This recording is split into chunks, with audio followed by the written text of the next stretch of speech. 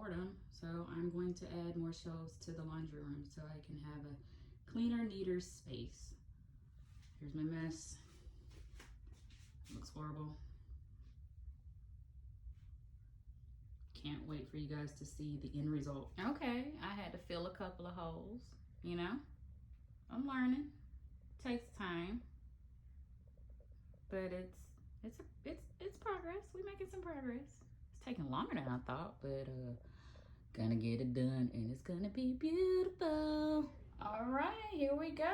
Finished product, sort of. I'm probably gonna change it a couple times, but here it is. Here it is. Super duper excited. I'm probably gonna add something here. And I'm thinking about getting more brown baskets and, you know, maybe put something on the wall over there. Don't look out there in the hallway. All right, here we go. Finished product, sort of. I'm probably gonna change it a couple times, but here it is. Here it is.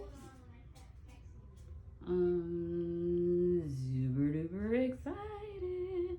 I'm probably gonna add something here. And I'm thinking about getting more brown baskets and, you know, maybe put something on the wall over there. Don't look out there in the hallway.